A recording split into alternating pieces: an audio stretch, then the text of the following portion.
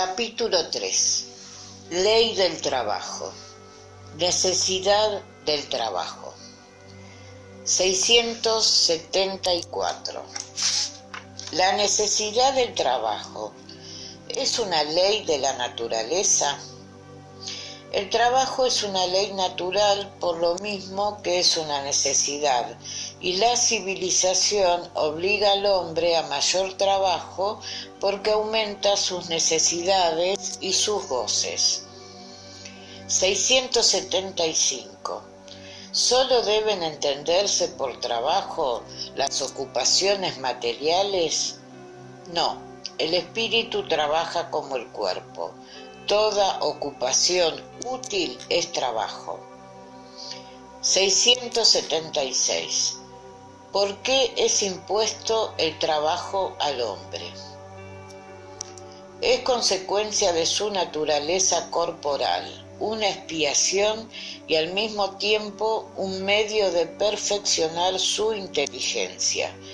Sin el trabajo, el hombre no saldría de la infancia de la inteligencia y por esto solo a su trabajo y actividad debe su subsistencia, su seguridad y su bienestar.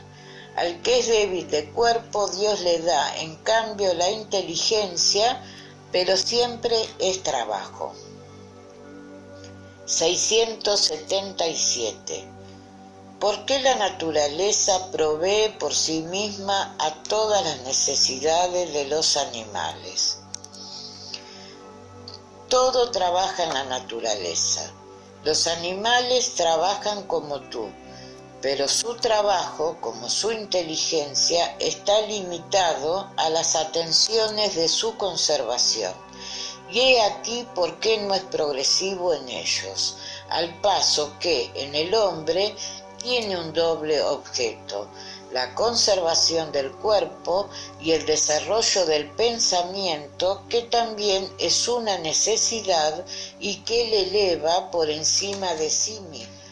Cuando digo que el trabajo de los animales está limitado a las atenciones de su conservación, entiendo hablar del objeto que se proponen al trabajar, pero a su pesar y al mismo tiempo que proveen a sus necesidades materiales, son agentes que secundan las miras del Creador y su trabajo no deja de concurrir al objeto final de la naturaleza, aunque con mucha frecuencia no descubráis vosotros el resultado inmediato. 678.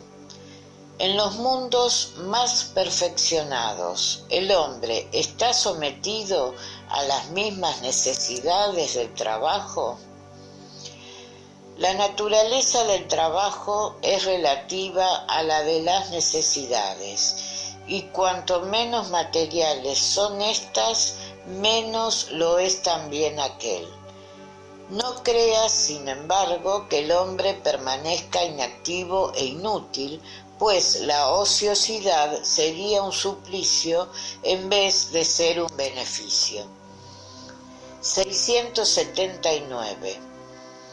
El hombre que posee bienes suficientes para asegurarse la existencia, ¿está libre de la ley del trabajo? Del trabajo material quizás, pero no de la obligación de hacerse útil según sus medios, de perfeccionar su inteligencia o la de otros, lo que también es trabajo.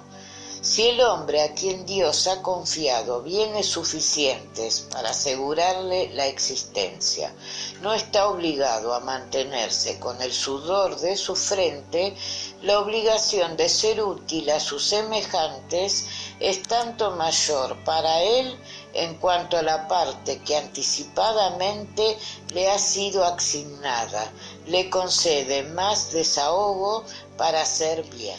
680.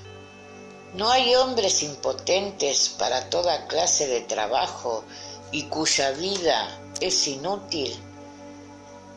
Dios es justo y no condena más que aquel cuya existencia es voluntariamente inútil, porque éste vive a expensas del trabajo ajeno, quiere que cada uno se haga útil según sus facultades. 681. La ley natural impone a los hijos la obligación de trabajar por sus padres. Ciertamente, como los padres deben trabajar por sus hijos, y por esto Dios ha hecho del amor filial y del paternal un sentimiento natural, con el fin de que por medio de este afecto recíproco los miembros de una misma familia fuesen inducidos a ayudarse mutuamente, lo cual se olvida con frecuencia en vuestra actual sociedad. Límite del trabajo. Descanso. 682.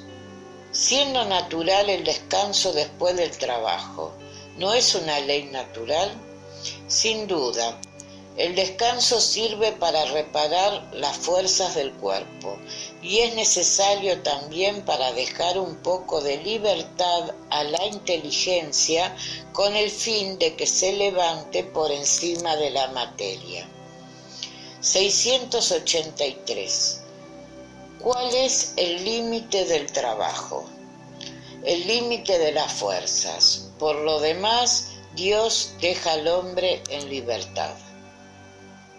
684. ¿Qué debemos pensar de los que abusan de su autoridad para imponer a sus inferiores un trabajo excesivo? Es una de las acciones más malas. Todo hombre que tiene mando es responsable del exceso de trabajo que impone a sus inferiores, porque viola la ley de Dios. 685. ¿Tiene el hombre derecho al descanso en la vejez? Sí, pues solo está obligado según sus fuerzas. Pero, ¿qué recurso tiene el anciano que ha de trabajar para vivir y no puede hacerlo?